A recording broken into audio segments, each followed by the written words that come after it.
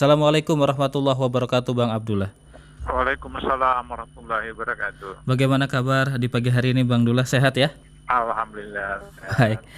Baik, Bang Abdullah, kami ingin menyoroti tentang kekayaan dari Wakil Ketua KPK Nurul Gufron, di mana LHKPN Nurul Gufron ini disoroti dirinya makin tajir setelah menjadi pimpinan KPK. Ini kami kutip dari berita tempo.co.id.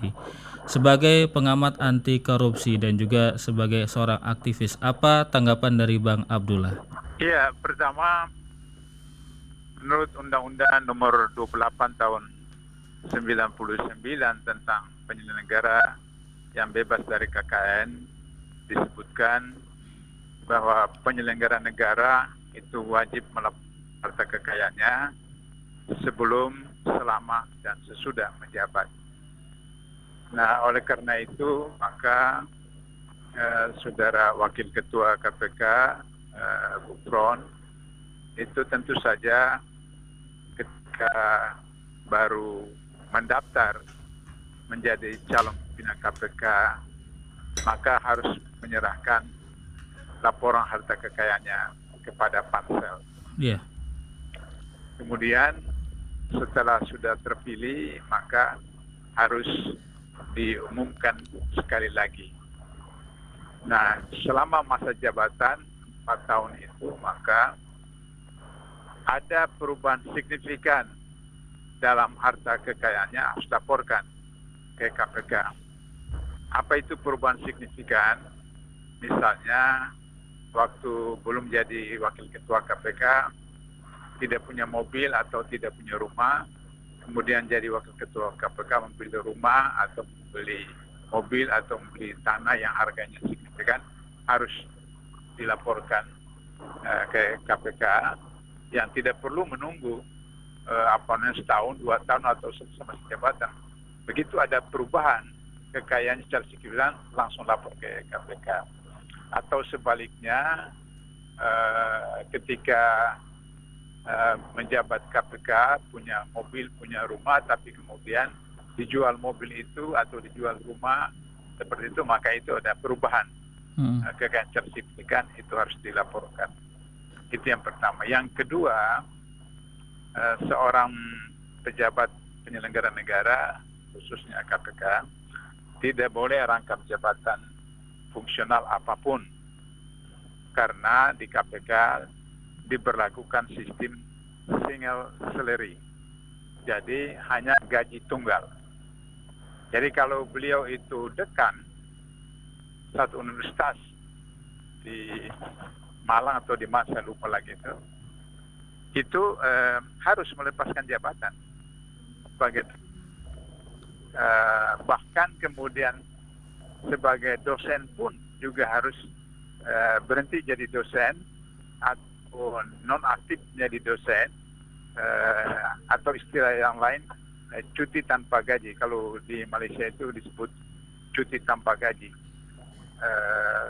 tanpa tanggungan pemerintah, sehingga kemudian orang KPK itu hanya single salary. Saya misalnya ketika menjadi penasihat KPK juga saya adalah dosen terbang di Singapura. Tapi karena ketentuan KPK single salary, maka saya kemudian tidak lagi menjadi dosen terbang di Singapura. Seperti itu. Nah, manfaat dari pelaporan harta kekayaan secara terbaik tidak harus setahun atau 5 tahun atau 4 tahun, agar supaya bisa diketahui ada tidak potensi penyalahgunaan jabatan, wewenang dan seterusnya. Jadi kalau misalnya sekarang sudah Gufron punya 16-an miliar, sedangkan waktu baru menjadi wakil ketua KPK baru 6 miliar sekian, maka bisa dihitung saja dalam waktu 2 tahun ini berapa penambahan kekayaan. Katakanlah waktu saya masih di KPK, komisioner itu gajinya 60 juta. Katakanlah sekarang 100 juta. Nah, katakan 100 juta. Nah, 100 juta kali 2 tahun, berarti kali 24, berarti sekian, Nah, itu yang diterima, pengeluarannya berapa? Sehingga nonsens, aneh, tidak mungkin kalau misalnya penambahannya sampai sekian lipat itu menjadi 16, sekian miliar. Nah, untuk itu maka harus diklarifikasi apakah penambahan itu karena tanahnya atau rumahnya itu mengalami kenaikan harga tanah, sehingga kemudian menjadi berganda seperti itu. Nah, ini yang perlu dilakukan oleh Direktorat LHKPN, sehingga demikian maka bisa diketahui ada manipulasi penyalahgunaan jabatan wewenang atau tidak. Yang hal ini diperhatikan bagi orang KPK bahwa karena tidak boleh menerima apapun dalam bentuk apapun, baik itu materi atau peluang atau kesempatan, itu sehingga demikian tidak mungkin di luar gaji ada penambahan penghasilan, karena itu termasuk gratifikasi. Lain halnya kalau misalnya di rumahnya istrinya itu punya toko, punya warung, punya usaha, sehingga kemudian penghasilan dari toko atau warung itu masuk dalam laporan harta kekayaan. Tapi itu juga problem, karena waktu di KPK ada pegawai menanyakan kepada saya, apakah saya bisa buka usaha di rumah apa. Saya katakan itu privasi.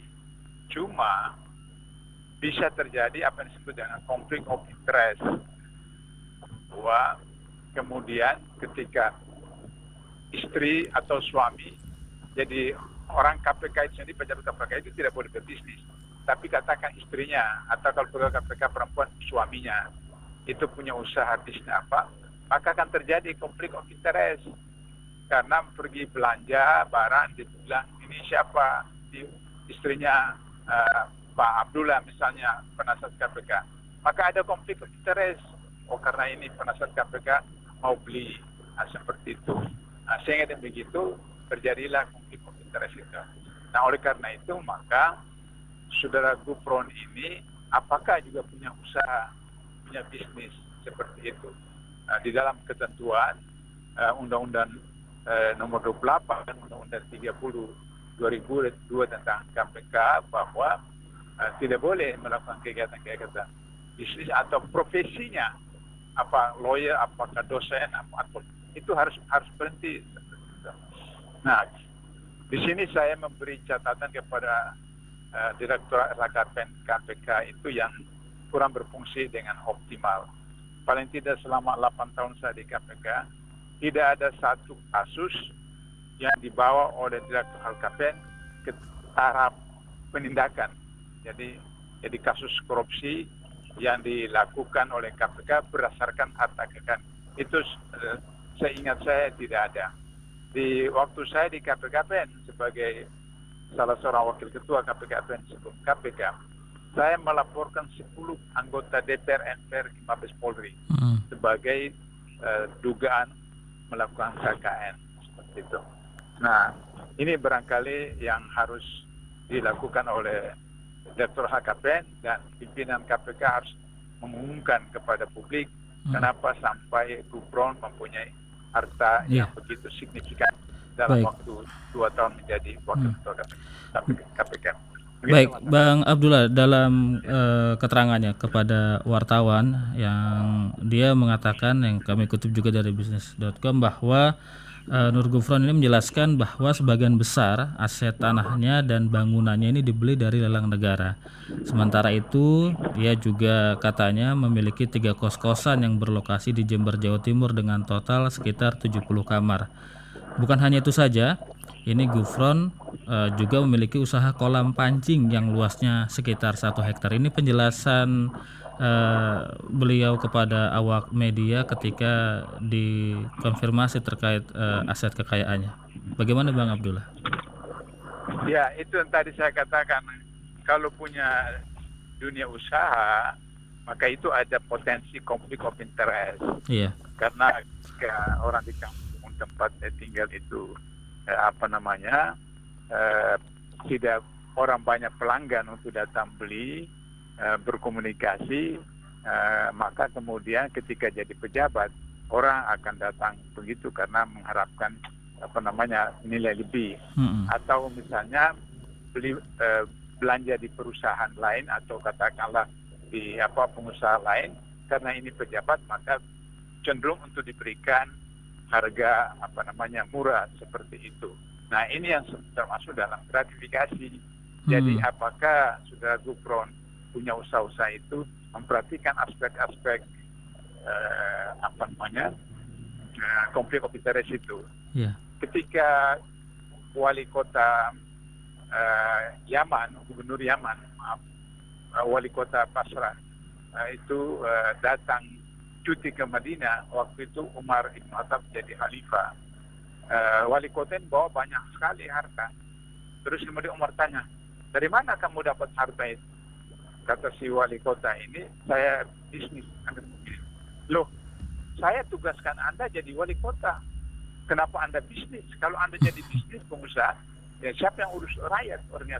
Nah, itulah yang disebut dengan konflik of interest, bahwa kalau pejabat publik tidak boleh berbisnis. Katakanlah istrinya, sejauh mana pejabat publik itu memastikan istrinya tidak boleh menyalahgunakan kesempatan wewenang suaminya sebagai pejabat publik sehingga menimbulkan keuntungan buat diri. Nah, ini yang harus dijelaskan seperti itu. Nah, kemudian kalau tanah-tanah itu kemudian aset tanah itu mengalami kenaikan NJOP, nah harus ditelusuri dari mana dulu tanah-tanah itu dibeli, dari mana, apakah dari gaji sebagai dekan, gaji sebagai dosen, sehingga kemudian itu jelas. Kalau urutannya jelas, nggak ada persoalan. Jadi LHKPN itu tidak melarang orang kaya, tidak. Undang-Undang 28 itu tidak melarang pejabat kaya, tetapi memastikan bahwa kekayaan diperoleh itu dengan cara benar, menggunakannya dengan cara benar. Itu sebenarnya. Maka perlu ada harta kekayaan, laporan harta kekayaan itu. Begitu Mas Angga. Baik. Tapi lalu bagaimana Bang Abdullah kita bisa menasehati seorang para pejabat publik di negeri ini yang agar mereka tetap fokus mengurusi rakyat, tidak melakukan atau tidak usaha sehingga mengalihkan perhatian dan fokus mereka untuk mengurusi rakyat? Ya, pertama ini yang sering saya kemukakan tentang sense of crisis.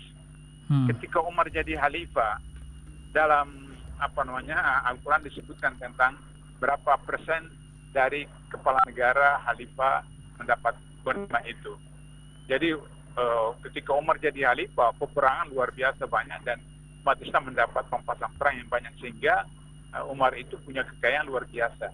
Tetapi ketika dia makan dalam waktu pagi, siang atau malam, dia tidak pernah makan lebih dari 1 lauk. Yeah. Kenapa? Karena dia pernah makan biasa seperti pejabat, ditegur oleh salah seorang sahabat. Maka sejak itu setelah ditegur, dia tidak pernah lagi makan lebih dari 1 lauk. Itulah sense of crisis. Artinya bahwa dia punya kekayaan, tapi dia harus menjaga perasaan daripada rakyatnya, anggota masyarakat itu. Nah, untuk itu maka saya menyarankan, biasa kalau koran-koran daerah dulu itu surat kabar tabloid itu, kelemahan daripada media daerah itu memberitakan berita-berita nasional. Nah, itu kelemahan. Nah, saya mantan wartawan jadi saya tahu itu. Akibatnya apa? Bersaing dengan media pusat Jakarta tentu kalah karena Jakarta lebih banyak akses dan seterusnya. Nah, sehingga demikian maka koran-koran daerah, penerbitan daerah, surat kabar komentar itu lama-lama kemudian mati seperti itu. Nah, maka caranya adalah waktu itu saya menunjukkan bagaimana agar supaya berita utama daripada koran daerah, tabloid daerah, majalah itu tentang berita-berita daerah. Salah satunya adalah mereka mempublikasikan harta kekayaan penyelenggara negara yang ada di daerah itu, apakah gubernur, bupati, wali kota, camat, dan seterusnya. Sehingga kemudian masyarakat akan tahu, oh bupati ini punya mobil 5, punya rumah apa semacam. Maka kemudian masyarakat akan melaporkan kepada KPK atau kepada instansi terkait. Dia bohong, bukan 5 rumahnya, 7 rumahnya. Bohong, mobilnya bukan 3 tapi 4. Bohong, bukan istrinya 1, ada punya istri 2, 3 selingkuhan. Nah, itulah fungsi media daerah seperti itu. Cara untuk kemudian mengawasi, mengontrol pejabat agar supaya berlaku sederhana dan seterusnya. Kalau itu dilakukan, maka tidak terjadi kasus seperti yang sekarang PCR, apakah LBP atau ERIK dan seterusnya. Itu tidak akan terjadi kalau media-media daerah itu mengeksplorasi kekayaan-kekayaan daripada para pejabat itu, sehingga kemudian tidak terjadi penumpukan kekayaan seperti itu. Itu Mas Angga. Baik, Bang Abdullah, saya juga ingin menyoroti tentang ini kemarin pimpinan Wakil Ketua Komisi Pemberantasan Korupsi Alexander Marwata berpendapat kepala desa bisa mengembalikan uang yang dikorupsi kecil tanpa harus dipenjara lewat putusan pengadilan. Beliau mengatakan ini pada saat peluncuran desa anti korupsi di Kampung Mataraman, Panggung Harjo, Bantul, Yogyakarta. Bagaimana pendapat Bang Abdullah? Ya, kalau dihitung dari biaya pengadilan dengan kerugian yang diakibatkan korupsi oleh kepala desa, memang saya setuju dengan pendapat Pak Alexander Marwata bahwa biaya pengadilan itu lebih mahal daripada kerugian yang diakibat oleh kepala desa. Cuma kalau itu dibiarkan dengan konsep seperti itu, maka kemudian apa yang disebut oleh Profesor Sumitro dulu, bahwa setiap tahun terjadi kebocoran 30% anggaran rutin. Nah, 30% itu antara lain yang saya ingat betul itu perjalanan dinas, kemudian beli ATK, pengadaan barang dan jasa, yang kecil-kecil. Yang kecil-kecil, katanya rim, kertas berapa sih? Nah, seperti itu. Tapi ketika secara nasional itu digabungkan, itu menjadi 30% dari APBN setiap tahun. Jadi oleh karena itu, maka kepala desa kan kurang lebih 1 miliar yang mereka peroleh 1 tahun. Nah, katakanlah kemudian penggunaannya 75%, sehingga 25% tidak. Nah, sehingga katakanlah misalnya kepala desa korupsi 250 juta atau 100 juta, memang kecil. Tapi kalau diakumulasikan secara seluruh Indonesia, ada berapa puluh ribu desa di seluruh Indonesia, maka itu kemudian juga menjadi besar. 100.000 saja kepala desa kali 100 juta itu sudah miliaran seperti itu. Jadi oleh karena itu, maka konsep Alexander Marwata itu benar dalam konteks bagaimana biaya pengadilan. Tapi apa yang disebut dengan layanan publik itu tidak mempersoalkan biaya. Kenapa? Karena layanan publik itu diperoleh daripada pajak masyarakat. Misalnya, saya ini kan sekarang dari Jakarta menuju Bandung di tol. Nah, bayar tol sekian, Rp10.000. Padahal saya membayar PBB kendaraan. Waktu beli bayar kendaraan, bayar USIM bayar, STNK bayar. Maka kemudian layanan publik itu harus kembali kepada pelanggan, kepada masyarakat, dan pajak yang dikeluarkan itu. Sehingga tol itu seharusnya gratis. Seperti itu. Nah, seperti di Arab Saudi, beberapa negara, di Malaysia saya menemukan beberapa tol setelah sudah selesai biaya pembangunannya, maka kemudian bebas seperti itu. Begitu juga misalnya biaya kesehatan, biaya pendidikan itu gratis beberapa negara, Arab Saudi, Malaysia, karena pajak-pajak itu kembali. Gitu. Nah, jadi oleh karena itu, maka kalau misalnya dianggap bahwa biaya pengadilan lebih mahal daripada kerugian yang diakibatkan oleh seorang kepala desa, memang biaya pengadilan itu adalah layanan publik. Iya. Di layanan publik itu yang seperti saya katakan tadi, biaya kesehatan gratis, biaya pendidikan gratis, tol gratis, karena ada dari masyarakat. Oleh karena itu, konsep penegakan tadi tidak bicara tentang besarnya biaya pendidikan, tidak tadi. Ya, halo. Oke. Jadi, dalam penegakan hukum, dalam penegakan aturan, memang biayanya itu relatif mahal. Tapi itulah layanan publik yang harus ditanggung oleh pemerintah. Tapi pemerintah itu dapatkan uang itu dari rakyat melalui pajak dan seterusnya. Nah, oleh karena itu maka tidak boleh dianggap bahwa dengan biaya pengadilan tinggi maka kemudian mereka bisa dibebaskan. Cuma cukup. Persoalan muncul adalah kalau mereka ketahuan bahwa korupsi 100 juta, 200 juta dari anggaran 1M itu setiap tahun. Tapi kalau tidak ketahuan dari 50.000 desa seluruh Indonesia kali 100 juta saja dari 1 miliar mereka ambil 100 juta korupsi sudah berapa? Nah, maka kemudian nanti mereka akan berpikir nggak apa-apa kalau ketahuan ya kita bayar, kalau tidak. Kan ini berbahaya, mendidik. Sama dengan misalnya Permen Mendikti yang mengatakan soal seksual di sekolah atau universitas itu yang kecuali suka sama suka. Jadi kalau suka sama suka itu bukan perizinan seperti itu. Berarti kan memberi peluang kepada orang melakukan korupsi, hubungan seks di kampus atau di sekolah, karena itu dianggap bukan persoalan kekerasan seks seperti itu. Nah, model-model begitu, cara berpikir begitu yang sangat berbahaya. Nah, oleh karena itu yang harus saya ingatkan bahwa penegakan hukum kita, polisi, jaksa kan masih lemah. Sementara kalau desa, kepala desa, kecamatan, camat, dan kepala desa, itu bukan domain KPK. KPK hanya sampai pada wakil wali kota atau wakil bupati, itu domain KPK. Kecuali desa itu, kepala desa itu, ketika korupsi itu ada hubungannya dengan bupati atau wali kota, wakil bupati, wali kota, baru kemudian KPK bisa menangani. Tapi kalau pure kepala desa itu sendiri korupsi atau camat korupsi, bukan domain KPK.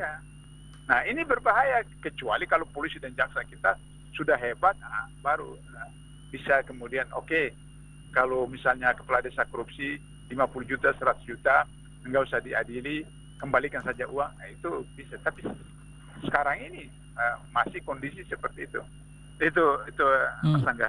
Baik, baik, terima kasih Bang Abdullah atas wawancaranya di pagi hari ini. Tetap berhati-hati di jalan, Bang. Ya, baik. Assalamualaikum warahmatullahi wabarakatuh, Bang Abdullah. Warahmatullahi wabarakatuh.